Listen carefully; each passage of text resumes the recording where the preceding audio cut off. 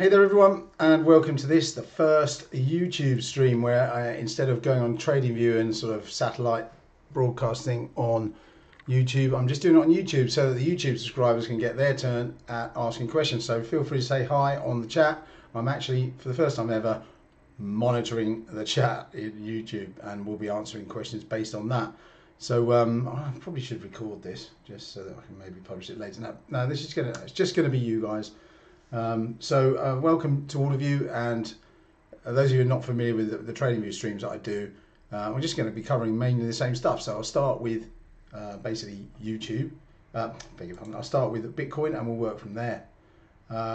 So let's look at the latest in Bitcoin, and I think the best thing to do to get my message across is because what I'm getting, certainly in our Discord and in other places like that, is I'm getting people with a 4-hour view who are going, wow, look at this rally, what do we think of it? It looks bullish to me. And then I switch them to the 3-day view and I say, what rally? What are you talking about? So that, don't forget markets are fractal. So if you saw that on, say, a 15-minute chart, or you saw that on an hour chart, would you say that was bullish?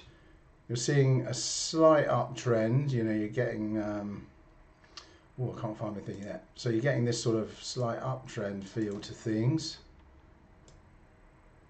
And you're going to get, at the same time, you're getting volume. That, to me, would look like it was going to go down at some stage soon. And so I still feel that way.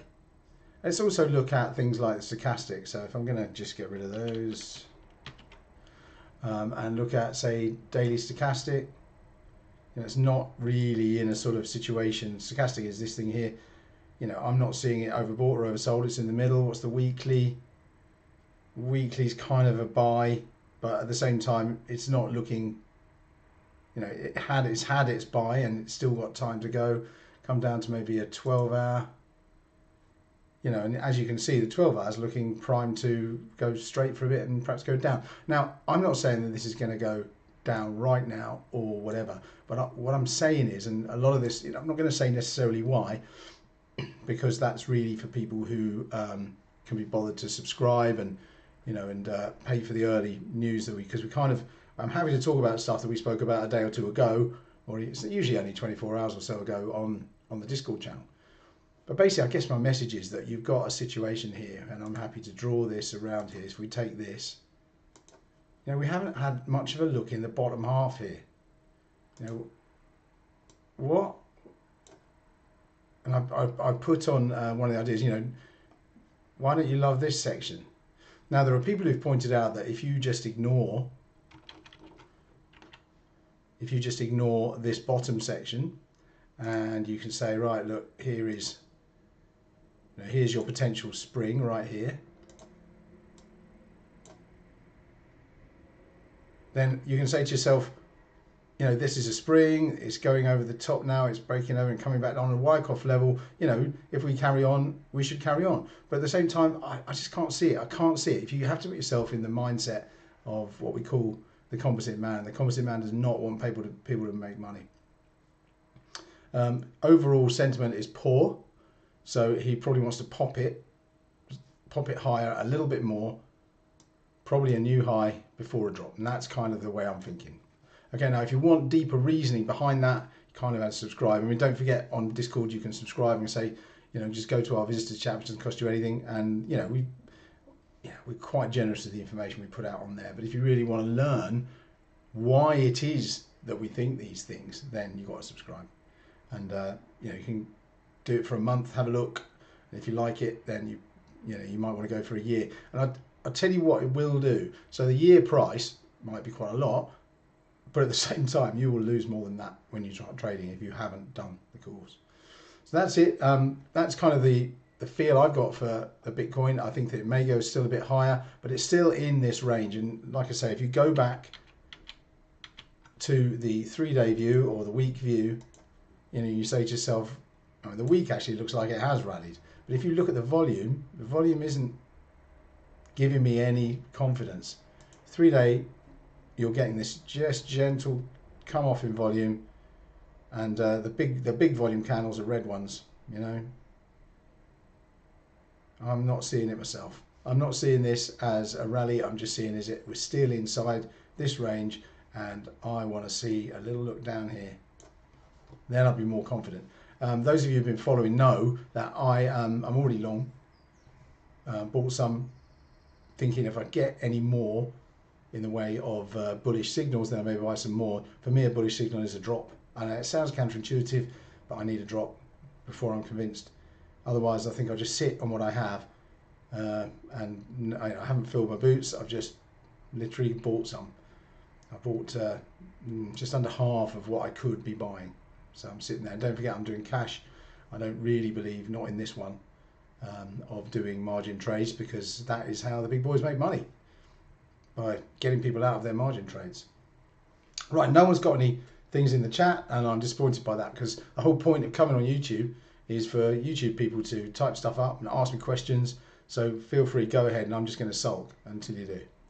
Actually, I'm not going to sulk, but I'll stay on for as long as there are interesting questions out there. And if there's anything else you want me to cover, I mean, I've already said I missed Ethereum. 1768 was my level, and my broker didn't fill me. Stop it. My broker did not fill me, which I'm cross about, because it got well below. Where's my... That's Bitcoin again. Let me just get the right thing here. Ethereum. There it is. So that was my level, and it did break through it. I think I had my order in at about 1740 or something like that, and the low was 1711 or something. So my broker's actually quite a wide price, and as a result I didn't get filled in that. My level, Valentine, thank you very much for asking. I'll answer you in a second. My level in XRP, we've hit one of them. I actually got that's the thing, isn't it? So my level in XRP was 44 cents, and I got filled at 42. So my broker is good in one hand and bad in the other. Personally, I think 44, 45, and 29, 28 cents are the two levels in XRP that I'm interested in. And these are pretty much the only cryptos that I trade. And so there's crypto. So Valentin asks, hi, why the low volume this weekend? It's hard to say. I mean, what does the composite man want? Going back to Bitcoin, what he's talking about is, if we go to the daily, this is the week here. So that's the week, weekend low, weekend low, weekend low. And basically what's happening is the volume is gently falling, and obviously the weekend volume is falling with it. And they're trying to get the longs out. They're trying to, anybody who's been lucky enough to get long down here, which is the right thing to do in my opinion. If you want to look at my ideas flow in TradingView, you can see that I've written a piece on why it's nice to get long here, around here.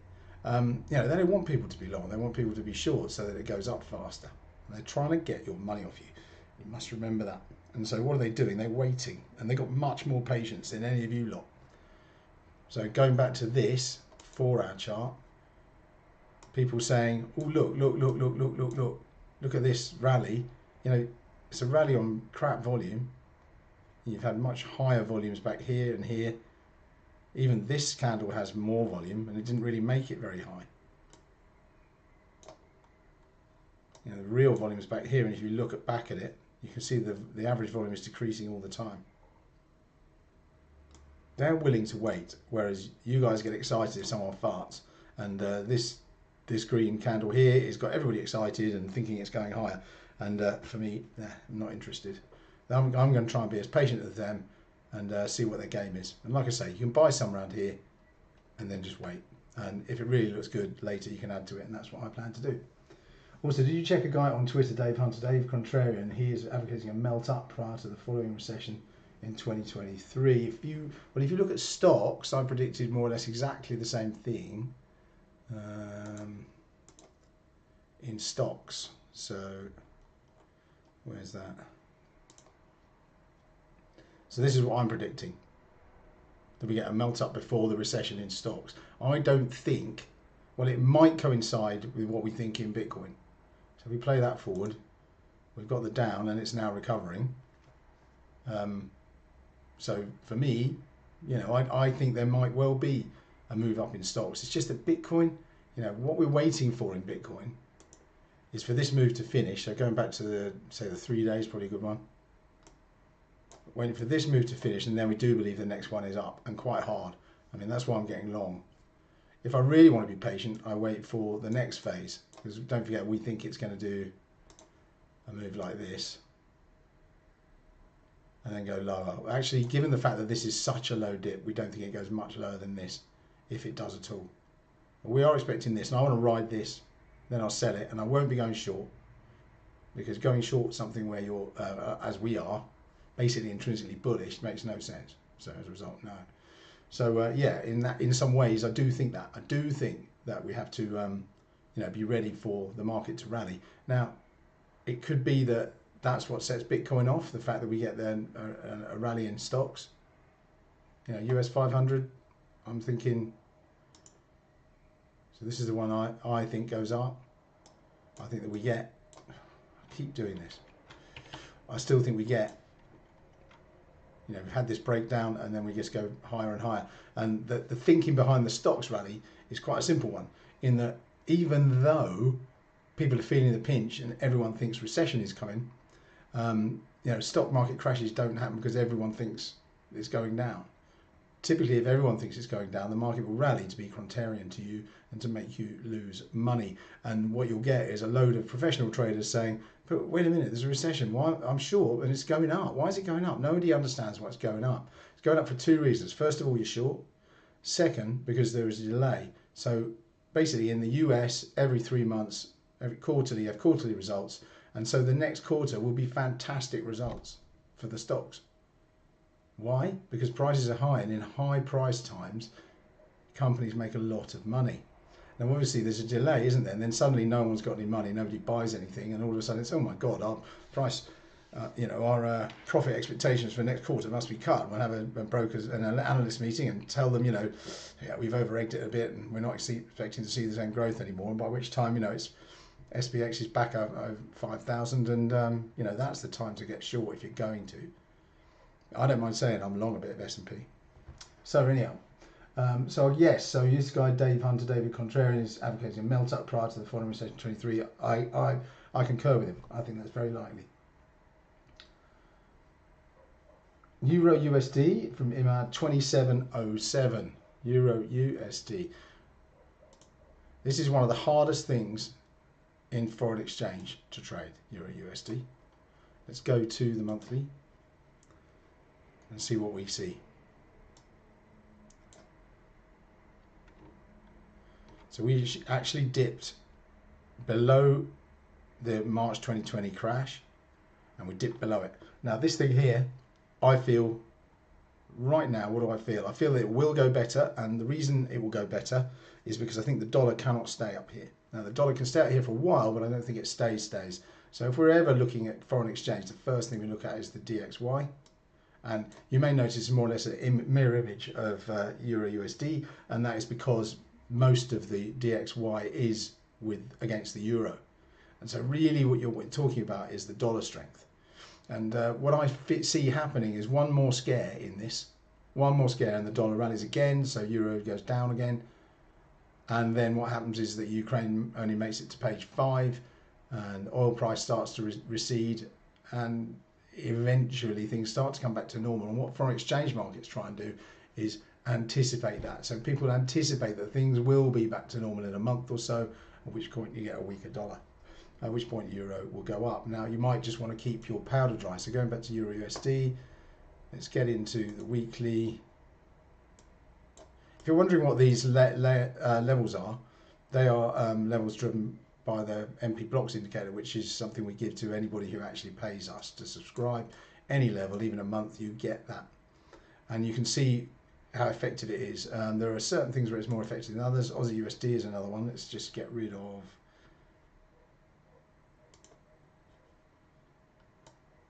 So you can see this level here that's identified turned out to be pretty much the bottom.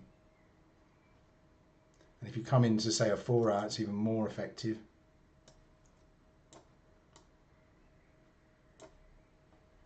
So the way it's come up through here and then pings off that same level once more, you know, that is interesting to me. And the way that it stops once it sees these two red levels, stops and comes off, touches them again. It's made a new one here, and I'm expecting it to hit that again. So 70, 75, at which point I'll be quite interested. So Euro USD, I think you just got to wait. You know, I think overall it's a bullish thing, but look at this great chunk here of support, and I'd be looking to, you know, if I want to buy Euro USD, and in general I think it's probably a good idea, I would be looking around this level. This confluence here is interesting to it. So going back up here, I'm on. You're saying 88. To what extent does actual macroeconomic events influence my views? What I try and do is look at the price and then ask myself, how does that fit? So price action is king. And if you had no news feed and just looked at price action, you'd probably be better off, because I spent a lot of time trading on fundamentals and news and didn't make money doing that. But as soon as I switched my focus to price action, became an awful lot more effective as a trader. And what you have to understand is that the news just serves to confuse. You know, you can't trade on news because people knew it before you did. They bought it there, and when the news comes out, they're selling it to you because you want to buy it because of the news. You know, and while I'm not accusing the whole world of insider dealing, you know, these news events, you know, I've been through this a lot inside the server, in our Discord server, talking about the way the news seems to be incredible. It's like, wow, why has this piece of news come out? And I'm thinking, you know, the day before I was thinking, right, what bit of news is going to come out now? Because this needs to turn now. What bearish news will come out? Boom, out comes something. Or out comes a story. It's the way they phrase the story. See if I can come up with an example. Give me one sec. So let's look at this.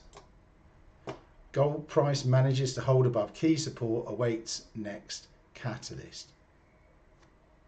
That's bullish on gold, right? Isn't it?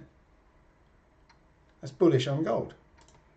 But what reason is there to be bullish on gold? I'm wondering if there's reason to be bearish on gold because of that, literally because of that. So that just makes me think they want you to buy gold. Why do they want you to buy gold? Because they want to sell it to you. So there's gold. What's that? 4 hour. And that came out in the last 4 hours. And to be fair, it looks very much like they want to sell it to you here. They want to push it below this and head down again.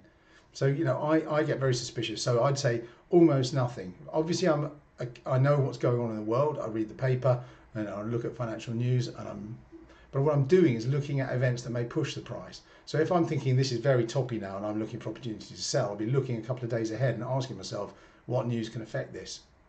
I'm reading the news, and if they're saying this is getting, you know, you should buy this, you should buy this, you should buy this, I get more and more suspicious that I shouldn't. Next question. No problem, Valentin. Andreas Rasmussen, thanks for the great content. Oh, that's very kind of you. One question, could this also look like a Wyckoff redistribution? What is perspective on that one? I don't mind telling you this because I explained this to people inside the channel a while back. So I can spill the beans to you guys.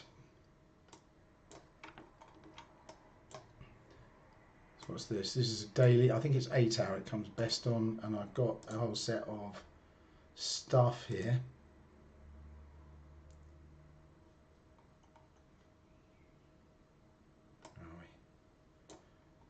Okay.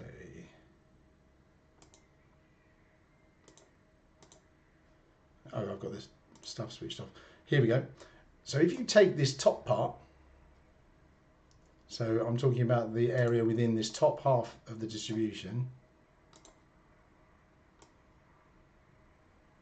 and we're not talking about this area, this looks like a redistribution. It certainly did up till this point, like an absolute, you know, perfect redistribution, which is kind of what it needs to get down to the target area down here. Okay, and that's something that I explained to the boys and girls in our channel last week. And I explained it here at the UTAD actually. So anybody who wants to trade short term, you know, I did get that one right. We did come off 2,000 or 3,000. And now we've rallied again, and I still don't feel good for reasons I explained earlier. So yes, I think it does look, and I do expect it to come down lower. Let's get rid of those. Next question for Valentin. Do you see a lower low at approximately 24k or not too deep correction to 26.7? The latter. I don't think what everyone wants to see, what the buyers are waiting for, is for it to dip under this, to give them a lovely spring. Because people talk about Wyckoff ever since, basically Lewis, my partner, Mayfair Ventures, he, started talking about Wyckoff and how this was in 2020 and saying this would come off because it's a distribution pattern. And then everybody jumped on that bandwagon and talks Wyckoff left, right and centre. You've got morons who've got 250,000 followers on YouTube. I won't mention any names at all, Carl Runkel, who suddenly start thinking about Wyckoff. They don't know anything about it. But the point is, everyone's expecting a spring, but there are two Wyckoff types of accumulation, and one of them doesn't have a spring. I think that's what we get. I think we only get down to 26.7. Yeah, I'd say 27,000 would be really handy. I'll be watching it there, looking for a bounce. And what's next? Samster 764. What are your thoughts on equities? QQQ is looking like it's making 5 waves down on the weekly. Thank you for all the great content. No problem, Samster. Let's have a look.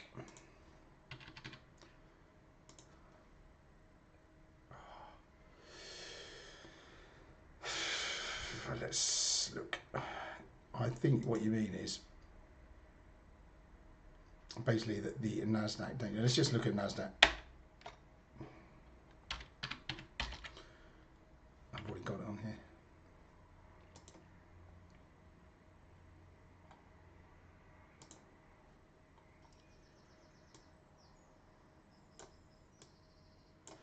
We're going to come out to the weekly.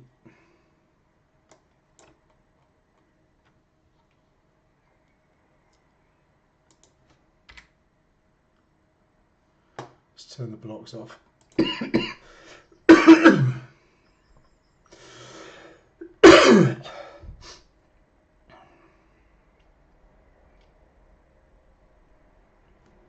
It's a bit of a confused picture. Don't forget correctives. I mean, this isn't.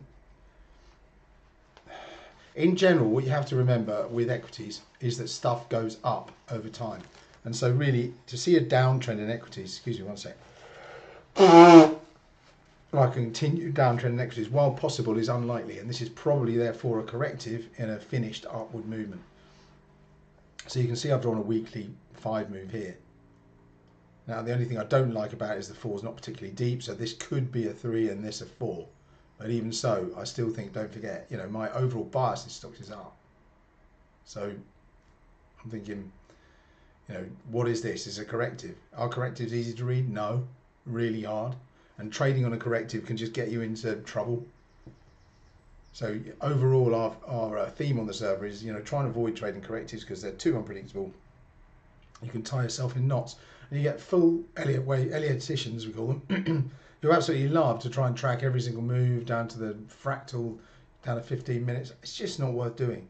Wait till you're on a monthly 4, and then Ellioticians amongst you will know what I'm talking about. You're on a monthly 4 and it's rallying. It's going to go up for months. A year. It's going to go up for 12 months. Having a bias like that, 12 months, is fantastic value, and that's kind of what we teach.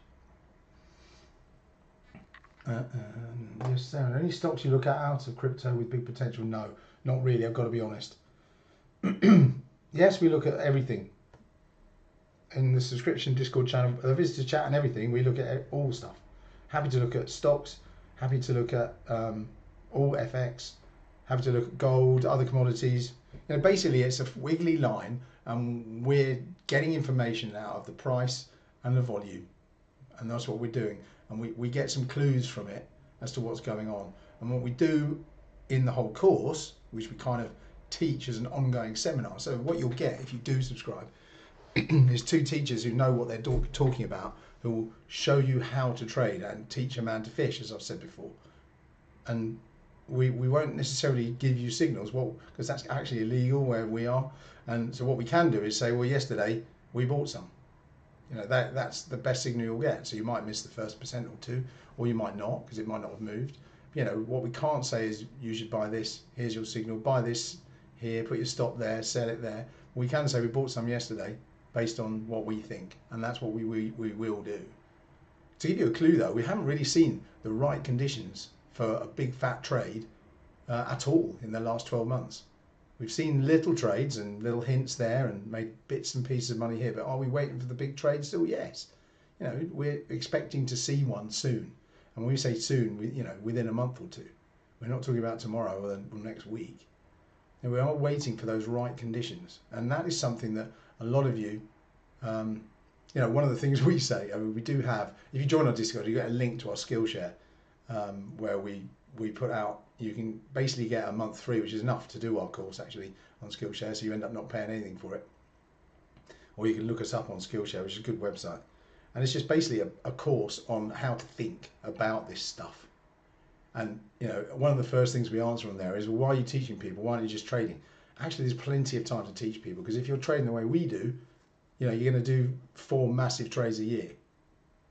Sometimes fewer, because last year I didn't do any massive trades. I did a bit of fiddling about just to keep the hand in, but really nothing was there. And it's because of this great reset that the COVID did. COVID reset everything to zero, and everything's making its moves now, and we're waiting for the big old Elliott wave to finish off and start the 4 to 5 move, which we love. We love trading that, and so we're waiting. So we've got plenty of time to teach guys like you. Other reason is that the market is out to get you, and we don't like that. There's an awful lot of people out profiting out of what you guys are trying to do. Most people who are YouTube people, you'll see that they have affiliate links, which means you click on that, you start an account with this exchange or that exchange or this broker or that broker, and the guy gets paid for that link, and that's how they make their money. They don't make money out of trading. We have looked quite hard at some of their actual live trading, and they lose money doing that, and that's a loss leader for their big maker, which is affiliate links. And if you look in my channel, you can see I've done a little piece on Carl Runefelt, because he's one of the worst at it. He basically gets it wrong the whole time, but as long as you keep clicking his buy, but you get $3,000-4,000 of their money. Who cares? You're gonna lose it anyway. That's why they give it to you. Okay, that's enough wittering on about that stuff. The original question was, do we look at other stuff? Yes, we do. Lads, thank you, and Samster, thanks. I'm just checking. Are there any more? Oh, someone's Aslan Hyder retracted a message. I hope it wasn't rude, Aslan. Are there any more? Because I've done nearly half an hour now. I'm happy to go on a bit longer if there's any more. But it's been a good experiment going straight onto YouTube, and I'm glad that some of you guys have gone onto it. It's been successful. Here, Aslan's come up. Do you think we're going into recession? Yes. With Fed heavily QT and high inflation, yes, I do think that. However, I don't think the prices will reflect it yet. I think they will reflect it in a few months, 6 months maybe. But as I've said in my trading idea here, this is what I'm expecting. I'm expecting a rally that no one can explain. This is S&P, by the way.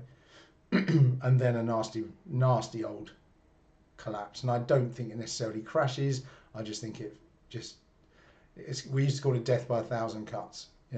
Every day you look at it, you've lost a little bit of percentage of your portfolio, but not enough to make you panic. Not quite enough to make you panic. But you end up like this chap here, this rabbit sitting in the headlights. That's what you end up like. And every day you just think, oh, I wish I cut it yesterday. I just think that we rally first. Okay, so I'm long a Bitcoin and I'm long a little bit of S&P. Those are my only positions at the moment. I'll add to the Bitcoin if I see more evidence that we're going higher. I want to see it come off first before it goes higher, and that kind of sums it up. Right, I'm going to say goodbye now, and I'll be on in the next day or two. If something moves effectively, I'll be on. If not, then I generally try and have something to say when I come on. But I'll probably come on. What day is it? Monday today. So I'll probably come on sometime Wednesday or Thursday, unless something happens, in which case I'll be on tomorrow. So thanks very much. Please subscribe if you haven't already, and press that notify so you get a chance to listen to the next one. Take it easy, guys. Thanks very much for listening. Speak to you soon.